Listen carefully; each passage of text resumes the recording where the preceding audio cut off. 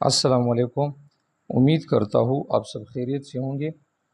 Chemical equilibrium class 10 के topic में आज हम केमिकल इक्विलिब्रियम की डिफिनीशन और उसके रिवर्सिबल और इरिवर्सिबल टाइप्स भी पढ़ेंगे।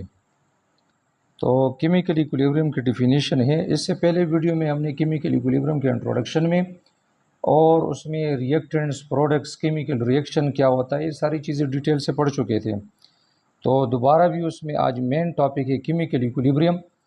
तो डिफिनीशन है, when the rate of forward reaction equals the rate of reverse reaction. जब अब देखिए यहाँ पे रिएक्टेंट्स से प्रोडक्ट्स बनता है, तो रिएक्टेंट से जब प्रोडक्ट बनता है तो ये साइड ये फॉरवर्ड रिएक्शन होता है। आगे की सीमत में रिएक्टेंट्स आपस में मिलते हैं और इससे एक नया चीज़ प्रोडक्ट बनता है, तो ये फॉरवर्ड डायरेक्शन होता है, फॉरवर्ड रिएक्शन होता है। तो the rate of forward reaction, rate mean speed, कि जब इसकी रफ्तार, फॉरवर्ड रिएक्शन की रफ्तार, स्पीड बराबर हो जाए और कुछ टाइम के बाद ये जो प्रोडक्ट बन जाते हैं, ये इसकी ब्रेकडाउन से वापस रिएक्टेंट्स बनते हैं। तो ये चूँकि वापस आ रहा है ये रिएक्टेंट्स की साइड, तो इसलिए इसको रिवर्स रिएक्शन कहते हैं। तो यहाँ पे यही बात हो रही है कि the rate of forward reaction, यानी फॉरवर्ड या आगे सीमत में रिएक्शन की रफ्तार जब बराबर हो जाए, the rate of reverse reaction, reverse reaction वो जब प्रोडक्ट से दोबारा रिएक्टेंट्स बनते हैं, जब ये दोनों रिएक्शन, रिएक्टेंट से फॉरवर्ड बनने का अमल और रिएक्टेंट से प्रोडक्ट बनने का अमल और फिर प्रोडक्ट से दोबारा रिएक्टेंट का प्रोसेस, जब ये दोनों रिएक्शन स्पीड में या रेट में इक्वल हो जाए, बराबर हो जाए, तो और उसके बाद the concentration of its products and reactants remain constant, और जो इसकी कंसंट्रेशन है, जो इसकी अमाउंट है, मिकदार है, ये दोनों कांस्टेंट रहे, तो इसको कहते हैं केमिकल इक्विलिब्रियम। और असल में ये रिवर्सिबल रिएक्शन की बात हो रही है। ये जो केमिकल इक्विलिब्रियम होते हैं, असल में ये रिवर्सिबल रिएक्शन में ही केमिकल इक्विलिब्रियम एस्टेब्लिश होता है। तो ये जो डिफिनीशन है, ये रिवर्सिबल रिएक्शन में होता है। और रिवर्सिबल रिएक्शन क्या है, अब इसको हम डिटेल से पढ़ेंगे। तो दो टाइप से, फिर एक इरिवर्सिबल रिएक्शन है और दूसरा रिवर्सिबल रिएक्शन है। तो इरिवर्सिबल, जिस तरह नाम से इसका जाहिर है कि ये एक ही डायरेक्शन में होता है, यानी सिर्फ रिएक्टेंट से प्रोडक्ट्स बनते हैं, ये वापस ये रिवर्स में नहीं आता। रिवर्स में मीन के प्रोडक्ट से दोबारा रिएक्टेंट नहीं बनते। तो इसके कुछ ये प्रॉपर्टीज़ हैं कि irreversible reaction only in one direction, यानी it takes place in one direction. और कौन सा डायरेक्शन होता है, ये इरिवर्सिबल रिएक्शन सिर्फ फॉरवर्ड डायरेक्शन में ही होता है। तो रिएक्टेंट से सिर्फ प्रोडक्ट बनते हैं, क्योंकि सिर्फ रिएक्टेंट से प्रोडक्ट ही बनते हैं, वापस प्रोडक्ट से रिएक्टेंट नहीं बनता, तो इसलिए ये एक ही डायरेक्शन में होता है और वो डायरेक्शन फॉरवर्ड डायरेक्शन ही होता है। जबकि रिवर्सिबल रिएक्शन मतलब कि इसमें ये एबिलिटी होती है कि ये वापस रिएक्टेंट्स बनाए। तो it takes place in both direction, दोनों सीमतों में होती है। और वो दोनों सीमत क्या है, जब रिएक्टेंट से प्रोडक्ट्स बनते हैं तो कुछ टाइम के बाद उस प्रोडक्ट की ब्रेकडाउन से दोबारा रिएक्टेंट्स बनती हैं, तो इसको डबल हाफ हेडेड एरो से जाहिर किया जाता है, रिप्रेजेंट करते हैं कि रिएक्टेंट से तो पहले प्रोडक्ट बन जाता है, लेकिन फिर इस प्रोडक्ट से दोबारा रिएक्टेंट्स बनता है। तो ये बोथ डायरेक्शन में, दोनों डायरेक्शनों में होता है। इरिवर्सिबल रिएक्शन ऑलवेज कंप्लीट, ये कंप्लीट होता है। कंप्लीट इस तरह के, फॉर एग्जांपल इसमें जो रिएक्टेंट्स हैं, रिएक्टेंट्स में आपने 50 ग्राम लिया, तो उसके बाद ये कंप्लीट कंज्यूम हो जाते हैं और इससे प्रोडक्ट्स बन जाता है। तो इससे ये कंप्लीट कंज्यूम होके ये प्रोडक्ट्स बना लेते हैं। तो फिर ये चूँकि ये कंज्यूम हो जाते हैं और रिएक्टेंट ज़ीरो रह जाते हैं, तो इसलिए कंप्लीट हो जाता है ये रिएक्शन, पीछे उसमें से कुछ रहता नहीं है। और ये रिवर्सिबल रिएक्शन नेवर कंप्लीट, ये कभी कंप्लीट होता नहीं है। उसकी वजह ये है कि रिएक्टेंट से तो पहले प्रोडक्ट बन जाते हैं, लेकिन प्रोडक्ट की ब्रेकडाउन से दोबारा रिएक्टेंट बनते हैं, फिर ये आपस में रिएक्शन करके फिर प्रोडक्ट बनाते हैं और फिर ये दोबारा रिएक्टेंट बनाते हैं। आखिर में इसमें से इक्विलिब्रियम एस्टेब्लिश हो जाता है, लेकिन इस इक्विलिब्रियम एस्टेब्लिश होने के बावजूद भी ये प्रोसेस जारी रहता है, इसलिए ये कंप्लीट होता नहीं है।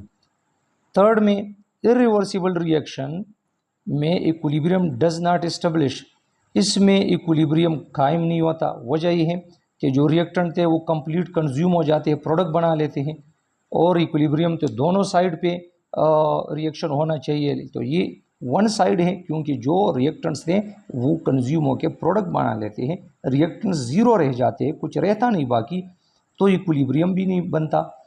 रिवर्सिबल रिएक्शन में इक्विलिब्रियम इज एस्टेब्लिश, इसमें इक्विलिब्रियम कुछ टाइम के बाद एस्टेब्लिश हो जाता है, क्योंकि रिएक्टेंट से प्रोडक्ट बनते हैं, प्रोडक्ट से दोबारा रिएक्टेंट बनते हैं। तो चूँकि इसमें रिएक्टेंट और प्रोडक्ट दोनों का प्रोसेस जारी रहता है, इस वजह से कुछ टाइम के बाद इसमें इक्विलिब्रियम कायम हो जाती है। इरिवर्सिबल रिएक्शन को रिप्रेजेंट करते हैं सिंगल हेडेड एरो से, इस तरह एरो इससे जाहिर करते हैं। रिएक्टेंट से प्रोडक्ट्स बनते हैं,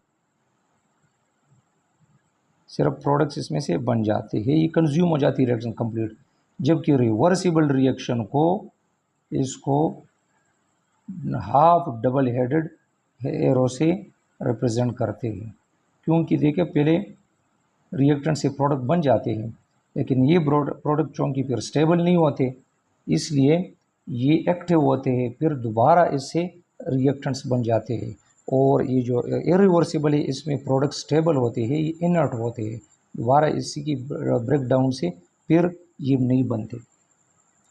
तो केमिकल इक्विलिब्रियम में याद रखें कि सिर्फ रिवर्सिबल रिएक्शन को इसलिए पूरे यूनिट में स्टडी करते हैं क्योंकि केमिकल इक्विलिब्रियम सिर्फ रिवर्सिबल रिएक्शन में एस्टेब्लिश होता है, इरिवर्सिबल में होता नहीं है। तो इसलिए सिर्फ रिवर्सिबल रिएक्शन को ही इसमें हम पढ़ेंगे और इसको स्टडी करेंगे। कुछ डायग्राम की मदद से समझने की कोशिश करते हैं कि केमिकल इक्विलिब्रियम केमिकल रिएक्शन में कैसे एस्टेब्लिश होता है। फॉर एग्जांपल, पहले जो रिएक्टेंट्स हो, रिएक्टेंट्स से प्रोडक्ट्स बनते हैं, तो स्टार्ट में ये रिएक्टेंट्स होते हैं ज़्यादा, ये बहुत ज़्यादा होते हैं कंसंट्रेशन में, और ये ज़ीरो होते हैं क्योंकि अभी रिएक्शन स्टार्ट नहीं हुआ। अभी रिएक्शन स्टार्ट होगा तो चूँकि जब स्टार्ट होगा रिएक्टेंट्स कंज्यूम होंगे, तो ये सिर्फ फॉरवर्ड रिएक्शन ही होगा। स्टार्ट में, स्टार्ट की बात हो रही है कि रिएक्टेंट्स अभी कंज्यूम होंगे, तो इससे सिर्फ प्रोडक्ट जो बनेंगे तो ये सिर्फ फॉरवर्ड रिएक्शन होगा। फिर उसके बाद, और ये इनिशियली स्लो भी होता है, कुछ टाइम के बाद ये स्पीड पकड़ लेता है, और फिर आहिस्ता आहिस्ता प्रोडक्ट बनना जो है वो तेज़ी से बनते हैं। तो जब प्रोडक्ट बनते हैं तो दूसरे डायग्राम में देखें, उसके बाद प्रोडक्ट्स की मिकदार बढ़ जाती है और रिएक्टेंट्स की मिकदार कम रह जाती है।